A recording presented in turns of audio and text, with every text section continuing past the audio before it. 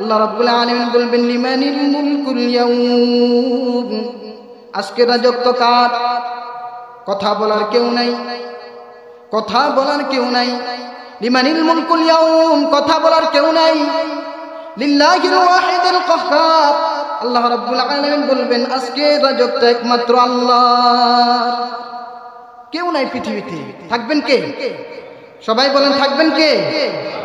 ইকতারাবাতিস সাআহ, আল্লাহ রাব্বুল আলামিন বলেন কিয়ামত কাছে আসতেছে, দিন দিন কিয়ামত ঘনিয়ে আসতেছে। রাসূল সাল্লাল্লাহু আলাইহি ওয়াসাল্লাম হাদিসের ভিতরে বলতেছেন عن أنس رضي الله تعالى عنه أن رسول الله صلى الله عليه وسلم لا تقوم الساعة حتى لا يقال في الأرض الله الله, যতদিন পর্যন্ত এই পৃথিবীতে একজন আল্লাহ বলনেওয়ালা লোক জীবিত থাকবে ততদিন পর্যন্ত আল্লাহ রাব্বুল আলামিন এই পৃথিবীটাকে ধ্বংস করবেন না। যতদিন আল্লাহ বলনেওয়ালা একজন লোক থাকবে ততদিন পর্যন্ত এই পৃথিবীটাকে ধ্বংস করবেন না। এখন বলেন তো দেখি, এই পৃথিবীতে আল্লাহ বলনেওয়ালা মানুষ কম না বেশি? কম না বেশি? বেশি, অনেক বেশি। নামাজ পড়ে না সেও তো আল্লাহ নাম জপে, অনেক হিন্দু আল্লাহ নাম জপে, লক্ষ কোটি কোটি মানুষ আল্লাহর নাম জপে। তো এখন যে বললো আল্লাহ রাব্বুল আলামিন বলতেছে ইকতারাবাতিস সাআহ, কিয়ামত ঘনিয়ে আসতেছে। রাসূল সাল্লাল্লাহু আলাইহি ওয়াসাল্লাম বললেন যতদিন মুমিন একজন থাকবে, একজন আল্লাহ বলনেওয়ালা লোক থাকবে ততদিন পর্যন্ত কিয়ামত হবে না। সাংঘর্ষিক কিনা? হ্যাঁ, তো আমরা তো দেখতে পাই তাহলে এইভাবে যেভাবে বাড়তেছে মুসলমান সেভাবে কিয়ামতও হবে না। বাংলাদেশ যখন স্বাধীন হয় তখন বাংলাদেশে মানুষ ছিল 7 থেকে 7.5 কোটি। এখন বাংলাদেশে 18 কোটি, অথবা কিছুদিন আগে আমরা একটা নিউজে পাইলাম 40 কোটি। তো যদি 40 কোটি হয়, আরো 20 বছর পরে এই জনসংখ্যা কি কমবে নাকি বাড়বে? বাড়বে না? তো মুসলমান তো বাড়তেছে দিন দিন, সারা পৃথিবীতে 200 কোটির উপর মুসলমান, আরো 20 বছর পরে দেখবেন 300 কোটি হয়ে গেছে। হবে না? তো কিয়ামত কিভাবে হবে? কিয়ামত হওয়ার তো কোনো সম্ভাবনাই নেই। কিন্তু আরেকটা হাদিসে রাসূল সাল্লাল্লাহু আলাইহি ওয়াসাল্লাম বলেন ইয়াতি আলান নাস জামান ইয়াজতামিউনা ফিল মাসাজিদ লাইসা ফীহিম মুমিন, হে আমার উম্মত, এমন একটি জামানা আসবে, এমন একটি যুগ আসবে তোমাদের সম্মুখে যে জামানার মধ্যে মসজিদ ভরা মুসল্লি থাকবে কিন্তু একজনের ঈমান থাকবে না। নাউযুবিল্লাহ। মসজিদ ভরা মুসল্লি পাওয়া যাবে কিন্তু একজনের ঈমান নাই, একজনের ঈমান নাই, একজনের ঈমান নাই। সাধারণত সমাজের ভিতরে সর্বোচ্চ ভালো মানুষ যারা তারা মসজিদে আসে, ঠিক কিনা? সর্বোচ্চ ভালো মানুষ যারা তারা নামাজ পড়ে, সর্বোচ্চ ভালো মানুষ যারা তারা মুসল্লি হয় মসজিদে। যারা খারাপ মানুষ, যারা নিম্ন শ্রেণীর মানুষ তারা মসজিদে আসে না, তারা নামাজ আদায় করে না। তো রাসূল সাল্লাল্লাহু আলাইহি ওয়াসাল্লাম বলতেছে মসজিদে যারা আসে মুসল্লিদের ঈমান থাকবে না। এখন যারা মসজিদের বাহিরে আছে তাদের কি অবস্থা? তাদের অবস্থা কি তাফসীর করা লাগবে আর বোঝানোর জন্য? নামাজ পড়ে ঈমান রাখা যাচ্ছে না, আর বাহিরে যারা আছে তাদের কি ঈমান আছে? রাসূল সাল্লাল্লাহু আলাইহি ওয়াসাল্লাম বলেন ইয়াতি আলান নাস জামান ইয়াজতামিউনা ফিল মাসাজিদ লাইসা ফীহিম মুমিন, এমন একটি জামানা আসবে মসজিদ ভরা মুসল্লি থাকবে, 5 তলা মসজিদ 5 তলা ভরে যায়। শহরের মসজিদগুলোতে আপনারা গেলে দেখবেন 4-5 তলা, জুমার দিন জায়গায় হয় না মনে। ওই দিন ফেসবুকে দেখলাম একেবারে মসজিদ ভরপুর হয়ে গেছে, তারপরে সিঁড়ি আছে না, সিঁড়িতে কয়েকজন লোক উত্তর দিকে ফিরে নামাজ পড়তেছে আর কয়েকজন লোক দক্ষিণ দিকে ফিরে নামাজ পড়তেছে। মানে নামাজ পড়তে হবে, নামাজ পড়তে হবে, নামাজের গুরুত্ব। আসলে এরা শুক্রবারে আসে এই মুসল্লি এগুলা, তাহলে বুঝেন নামাজের সংখ্যা কিন্তু বেশি, নামাজের সংখ্যা বেশি। যেদিন কিয়ামত হবে সেদিনও নামাজ হবে, যেদিন কিয়ামত হবে সেদিনও মুসলমান থাকবে কিন্তু ইমানদার থাকবে না। ভোটার লিস্টে মুসলমান থাকবে কিন্তু ইমানদার পাওয়া যাবে না। খেয়াল রাখতে হবে এটা। অনেক মুসল্লি শিরিক করে ঈমান হারিয়ে ফেলেছে, নেফাক করে ঈমান হারিয়ে ফেলেছে।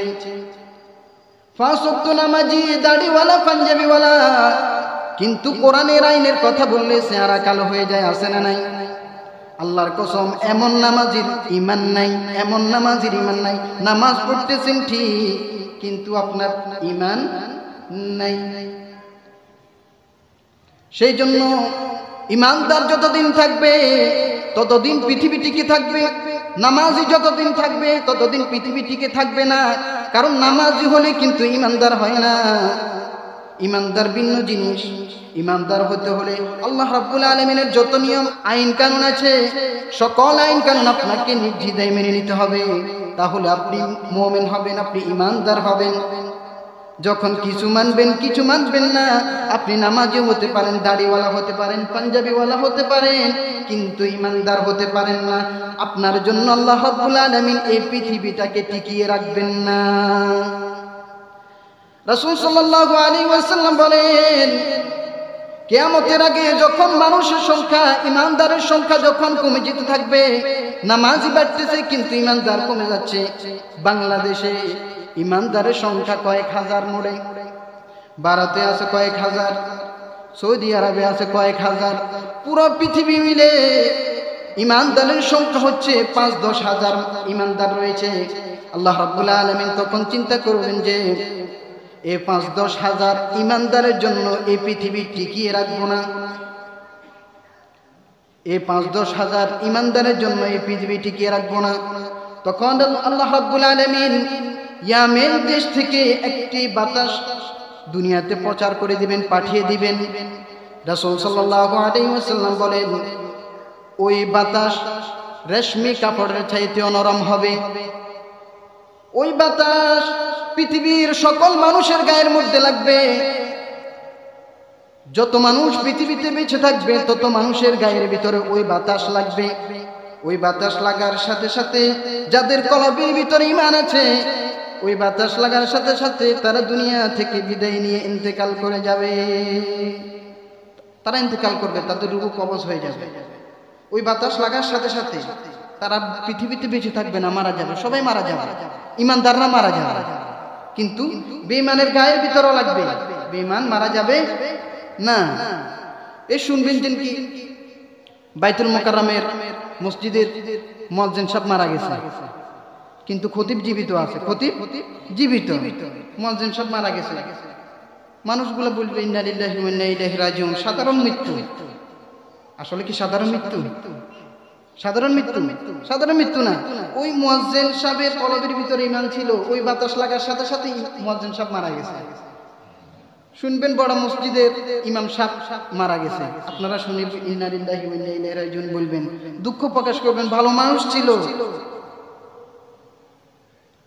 সাধারণ মৃত্যু হয়েছে। কিন্তু আসলে কি সাধারণ মৃত্যু না, খতিব সাহেবের ঈমান ছিল, সেই জন্য সে মারা গেছে। এভাবে পৃথিবীতে ওই বাতাসটা পৃথিবীর শেষ প্রান্তে যাওয়া পর্যন্ত, যাওয়ার সাথে সাথে পৃথিবীতে আর কোনো একজন মুসলমানও বেঁচে থাকবে না, ঈমানদার বেঁচে থাকবে না, মুসলমান থাকবে, ঈমানদার বেঁচে থাকবে না। তো যেহেতু পৃথিবীতে আর কোনো ঈমানদার নাই, আর এই পৃথিবীটা রাখার দরকার আছে? এই পৃথিবীটা টিকেই আছে ঈমানদারের জন্য, এখন ঈমানদার নাই। আল্লাহ রাব্বুল আলামিন বলবে, এই পৃথিবী আমি আর রাখবো না। ইসরাফিল আলাইহিস সালামকে বলবে, হে ইসরাফিল, তুমি সিংহায় ফুঁক দাও। ইসরাফিল আলাইহিস সালাম এখনো সিংহা মুখে নিয়ে দাঁড়িয়ে আছে। কখন অর্ডার আসে আল্লাহ রাব্বুল আলামিনের। রাসূল সাল্লাল্লাহু আলাইহি ওয়াসাল্লাম মাঝে মাঝে বলতেন, আমি কিভাবে আনন্দ করব, কিভাবে আমি আনন্দ করি। ইসরাফিল তো সিংহা মুখে নিয়ে দাঁড়িয়ে আছে, আল্লাহ রাব্বুল আলামিন অর্ডার দেয়া মাত্রই সে সিংহা ফুঁক দিবে এবং পৃথিবীটা তছনছ হয়ে যাবে, ধূলিসাৎ হয়ে যাবে। আমি কিভাবে আনন্দ করি। আল্লাহ রাব্বুল আলামিন আদেশ দিবেন, হে ইসরাফিল, তুমি সিংহায় ফুঁক দাও। পৃথিবীতে আমার আর একজন মুমিনও নাই, এই পৃথিবীটাকে আমি আর টিকিয়ে রাখবো না। আল্লাহ রাব্বুল আলামিন বলেন, মা ইয়ানজুরুনা ইল্লা সাইহাতান ওয়াহিদাতান তা'খুযুহুম ওয়া হুম ইয়াখসিমুন। যখন কিয়ামত হবে, মানুষগুলো ধারণাও করতে পারবে না, মানুষ কিয়ামতের 1 সেকেন্ড আগেও টের পাবে না এখন যে কিয়ামত হবে। কোনো আলামতই প্রকাশ পাবে না যে এখন কিয়ামত হবে।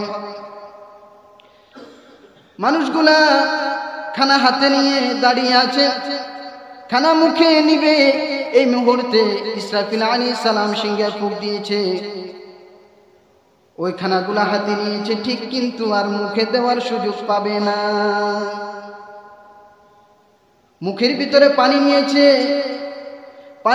ঠিক, ইসরাফিল আলাইহিস সালাম সিংহে ফুঁক দিয়েছে, তাই ওই পানি পান করার সুযোগ পাবে না।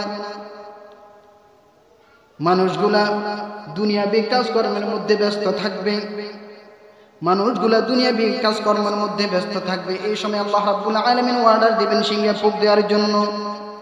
ইযা যুলজিলাতিল আরদু জিলজালাহা ওয়া আখরাজাতিল আরদু আথকালাহা। আল্লাহ রাব্বুল আলামিন এই পৃথিবীটাকে ইসরাফিলের সিংহের মাধ্যমে জালজালা সৃষ্টি করে দিবেন, কম্পন সৃষ্টি করে দিবেন।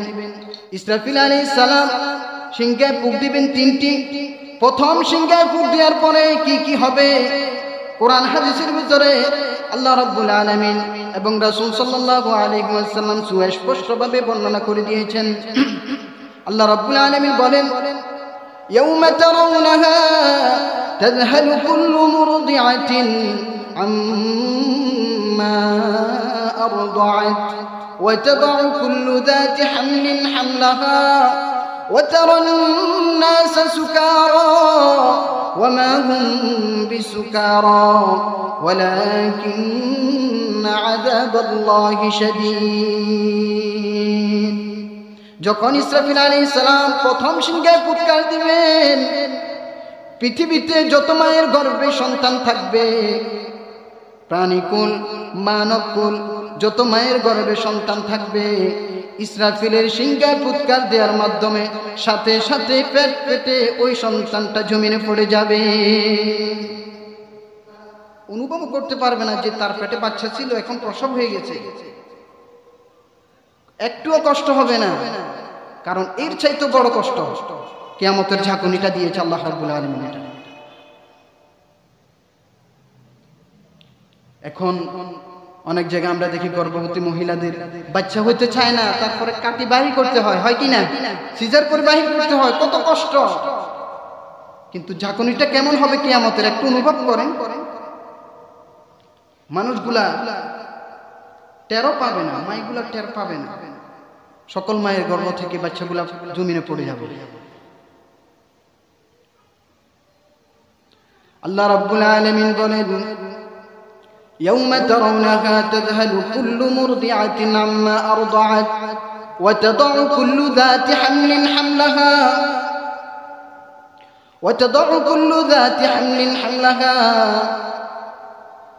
যত মায়ের কোলের ভিতরে দুধের সন্তান থাকবে, ওই মা ওই দুধের সন্তানের কথা সাথে সাথে ভুলে যাবে। আমরা দেখি পৃথিবীতে মায়ের সাথে তার দুধের সন্তানের সম্পর্ক সবচেয়ে বেশি, ঠিক কিনা? সন্তান যত বড় হয় মায়ের সাথে সন্তানের দূরত্ব বাড়তে থাকে, কিন্তু ছোটবেলায় মায়ের সাথে সন্তানের সম্পর্ক সবচেয়ে বেশি, ঠিক কিনা? যখন সন্তান বড় হয় পাশের রুমে থাকতে দেয়, পাশের বিছানা থাকতে দেয়, কিন্তু দুধের সন্তানকে কি পাশের রুমে রাখে নাকি নিজের পাশে রাখে? নিজের পাশে রাখে, তারপর উপরে একটা হাত দেয় যেন কোনো সমস্যা না হয়। তারপর যদিও বা কখনো রান্নাঘরে যায়, রান্না করার সময় যদি সন্তান ঘুমিয়ে যায়, তখন রান্না করতেছে কিন্তু একটা কান সন্তানের দিকে রাখে, আমার ছেলে উঠে গেছে কিনা, কান্নাকাটি করতেছে কিনা, একটা কান ওইদিকে রাখে, ঘরের দিকে। সবচেয়ে বেশি কেয়ার করে সন্তানকে। এই শিশু সন্তানের জন্য মা জীবন দিতেও রাজি হয়ে যায়। কখনো কখনো যদি স্বামী স্ত্রীর মধ্যে ঝগড়া হয়, স্ত্রী যদি ঝগড়া করে বাপের বাড়িতেও চলে যায়, কাপড় চোপড় না নিলেও হাতে করে ওই ছেলে সন্তানটাকে নিয়ে কিনা বাপের বাড়িতে নিয়ে যায় না, তাহলে বুঝেন দুধের সন্তানের সাথে মায়ের সম্পর্কটা কেমন, কত ঘনিষ্ঠ সম্পর্ক। আল্লাহ রাব্বুল আলামিন বলতেছে কিয়ামতের প্রথম ঝাঁকুনির সাথে সাথে তার মা তার দুধের সন্তানের কথা ভুলে যাবে, যে আমার যে একটা সন্তান ছিল, সন্তানের কথাই ভুলে যাবে, নাম পর্যন্ত ভুলে যাবে। وترى الناس سكارى وما هم بسكارى ولكن عذاب الله شديد মানুষগুলা মাতালের মতো হয়ে যাবে, মাতালের মতো হয়ে যাবে, মাতালের মতো পাগলামি করতে থাকবে। তারা নিজেরা নিজেরা কথা বলতে থাকবে, কিন্তু একজন অপরজনকে প্রশ্ন করারও সাহস পাবে না, একজন অপরজনকে প্রশ্ন করতে পারবে না। আল্লাহ রাব্বুল আলামিন বলেন, লা ইয়াসআলু হামিমুন হামিমা, তারা তাদের ঘনিষ্ঠ বন্ধুর কাছেও প্রশ্ন করতে পারবে না, এই ক্ষমতা তাদের হবে না। হামিম আত্মার বন্ধু, সদিক মানেও বন্ধু। সদিক মানে কি? সদিক মানে বন্ধু না? আরব দেশে যারা আছেন তারা তো বলতে পারবেন, সদিক মানে বন্ধু, সাধারণ বন্ধু। কিন্তু হামিম এমন বন্ধু যার সাথে আত্মার সম্পর্ক। কথা বলতেছি আমরা দুজন, কিন্তু প্রথম জাকনের সাথে সাথে আর কথা বলার সাহস হবে না, প্রশ্ন করা যাবে না। মানুষগুলা বলবে, ইয়াকুলুল ইনসানু ইয়াউমাইযিন আইনাল মাফার, আজকে কোথায় পালাবো, আজকে কোথায় পালাবো, আজকে কোথায় পালাবো। মানুষগুলো এটা বলতে থাকবে, আজকে কোথায় পালাবো। আল্লাহ রাব্বুল আলামিন বলেন, কাল্লা লা ওয়াজার, আজকে পালানোর মতো কোনো জায়গা নাই, পালানোর মতো কোথাও যেতে পারবে না, পালানোর মতো কোনো জায়গা নাই। এটা হচ্ছে প্রথম ফুৎকার। প্রথম ফুৎকারের সাথে সাথে মায়েগুলা, গর্ভবতী মায়েগুলা সন্তান প্রসব করে দিচ্ছে, নিজের ছেলে সন্তানের কথা ভুলে যাচ্ছে, মানুষগুলা মাতাল হয়ে গেছে। আবার আরেক জায়গায় আল্লাহ রাব্বুল আলামিন বলতেছে, কিয়ামতের প্রথম জাগরণের সাথে সাথে পৃথিবীতে যত শিশু সন্তান রয়েছে, নাবালেগ সন্তান রয়েছে, সবগুলা বুড়া হয়ে যাবে, সকল ছেলের মাথার চুলরা পেকে যাবে। আল্লাহু আকবার বলেন। একটু ফিল করেন, চিন্তা করেন ভয়াবহটা কেমন, চিন্তা করতেছেন কি কঠিন আল্লাহ রাব্বুল আলামিন কিয়ামতের ঝাঁকুনিটা। এই অবস্থার মধ্যে আল্লাহ রাব্বুল আলামিন ইসরাফিলকে বলবেন, হে ইসরাফিল, তুমি দ্বিতীয় সিংহায় ফুৎকার দাও। ওয়ানুফিখা ফিস-সূর فصعق من في السماوات ومن في الأرض إلا من شاء الله।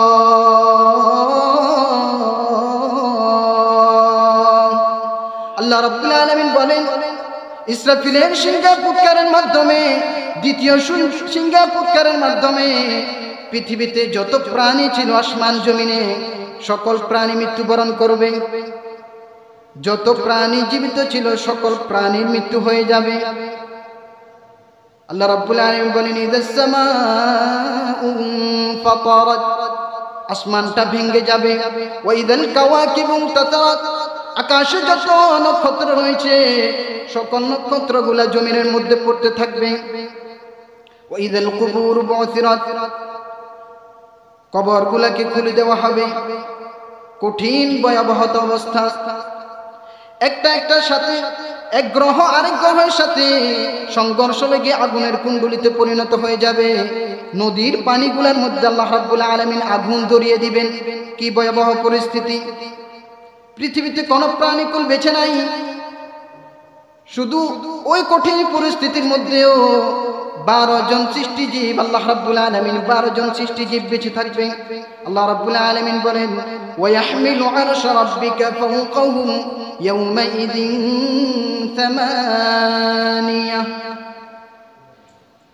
ইসরাফিলের দ্বিতীয় সিংহার ফুৎকারের পরেও 12 জন বেঁচে থাকবে।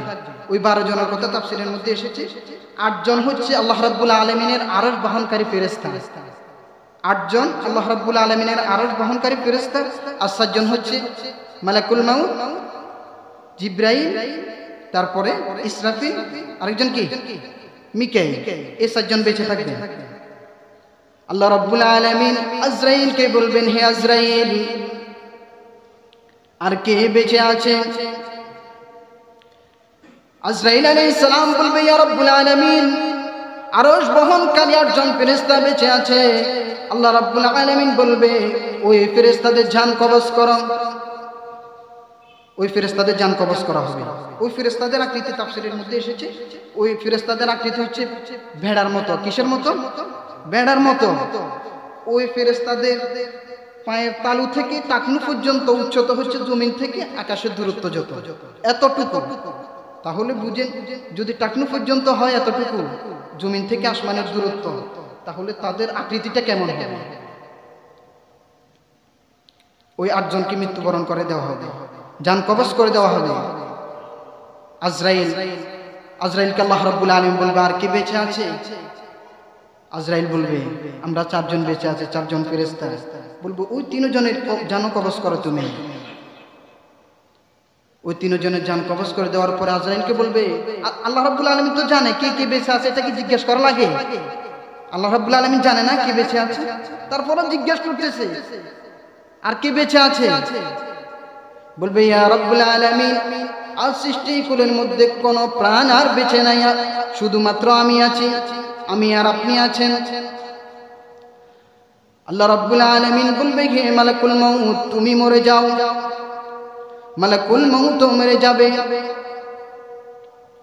শুধুমাত্র আল্লাহ রাব্বুল আলামিন থাকবেন। ওয়ায়াবকা ওয়াজহু রাব্বিকা যুল জালালি ওয়াল ইকরাম। এই মহাজগতের মধ্যে কেউ নাই, শুধুমাত্র আছেন কে? আল্লাহ রাব্বুল আলামিন। তখন এই পৃথিবীকে লক্ষ্য করে বলবেন, ইয়া দুনিয়া আইনা শাজারুকা, হে দুনিয়া তোর গাছগুলা কোথায়? ইয়া দুনিয়া আইনা নাহারুকা, হে দুনিয়া তোর নদ নদীগুলা কোথায় গেল? হে দুনিয়া, তোর ভিতরে, তোর বুকের ভিতরে অহংকার করে হাঁটতো এই মানুষগুলা কোথায় গেল? তখন কোনো কিছুর আওয়াজ নাই। আল্লাহ রাব্বুল আলামিন বলবেন, লিমানিল মুলকুল ইয়াউম, আজকে রাজত্ব কার? কথা বলার কেউ নাই, কথা বলার কেউ নাই। লিমানিল মুলকুল ইয়াউম, কথা বলার কেউ নাই। লিল্লাহিল ওয়াহিদিল কাহ্হার, আল্লাহ রাব্বুল আলামিন বলবেন, আজকে রাজত্ব একমাত্র আল্লাহর, কেউ নাই পৃথিবীতে। থাকবেন কে? সবাই বলেন, থাকবেন কে? আমরা পৃথিবীতে থাকবো না, থাকবেন একমাত্র আল্লাহ রাব্বুল আলামিন। সেই জন্য তার কথা মতো আমাদেরকে মানতে হবে। এই পৃথিবী ক্ষণস্থায়ী। এই পৃথিবীতে আমরা যাদেরকে দেখি ক্ষমতা আছে, ক্ষণিকের ক্ষমতা, 60-65 বছর, তারপর ক্ষমতা থাকবে? কোনো ক্ষমতা থাকবে না। সেই জন্য সবচেয়ে ক্ষমতাবান হচ্ছে আল্লাহ রাব্বুল আলামিন, যার ক্ষমতা কখনো শেষ হবে না। এই গেল দ্বিতীয় ফুক। কত ফুক গেছে? ইসরাফিলের দ্বিতীয় ফুকের মাধ্যমে পৃথিবীতে আর কোনো নাই, কিচ্ছু নাই। পৃথিবী নামক গ্রহটা নিশ্চিহ্ন হয়ে গেছে। আকাশের ভিতরে যত চন্দ্র আছে, সূর্য আছে, গ্রহ নক্ষত্র রয়েছে, কিচ্ছু না, একেবারে সবকিছু পানা পানা হয়ে গেছে। এর ভিতরে চলে যাবে 40 বছর। এর ভিতরে চলে যাবে কত বছর? দ্বিতীয় ফুক এবং তৃতীয় ফুকের মাঝখানে চলে যাবে 40 বছর। 40 বছর পরে আল্লাহ রাব্বুল আলামিন ইসরাফিল আলাইহিস সালামকে আবার জীবিত করবেন। জীবিত করে বলবেন, হে ইসরাফিল, তুমি তৃতীয় সিংহে ফুৎকার দিয়ে দাও। আল্লাহ রাব্বুল আলামিন বলেন, সুম্মা নুফিখা ফীহি উখরা ফাইযা হুম কিয়ামুন ইয়ানজুরুন। যখন ইসরাফিল শেষ সিংহে ফুৎকার দিবে, মানুষগুলা কবর থেকে জাগিয়ে যাবে। ওয়াইদাল কুবুর বুসিরাত, আল্লাহ রাব্বুল আলামিন কবরকে পাঠিয়ে দিবেন, কবরের মুখগুলাকে খুলে দিবেন, কবর থেকে মানুষগুলাকে বাহির করবেন। আল্লাহ রাব্বুল আলামিন মানুষকে কবর থেকে বাহির করতে পারবেন কিনা? পারবেন? পারবেন না? আল্লাহ রাব্বুল আলামিন বলেন, মিনহা খলাকনাকুম ওয়া ফিহা নুঈদুকুম ওয়া মিনহা নুখরিজুকুম তারাতান উখরা। আমি তোমাদেরকে মাটি থেকে বানিয়েছি এবং তোমাদেরকে মাটিতে চলে যেতে হবে, এবং ওই মাটি থেকে তোমাদেরকে আমি আবার তৈরি করব। ওই মাটি থেকে তৈরি করব মানে যখন কিয়ামতের ময়দানে ওঠার জন্য ডাক দেওয়া হবে, তখন আপনাকে তৈরি করা হবে। যালিকা হাশরুন আলাইনা ইয়াসির। আল্লাহ রাব্বুল আলামিন বলেন, এটা আমার জন্য কঠিন নয়, এটা আমার জন্য সহজ। এত যে কাহিনী করতেছি, এগুলো আমার জন্য কোনো বিষয় না। যালিকা হাশরুন আলাইনা ইয়াসির, এটা আমার জন্য খুবই সহজ।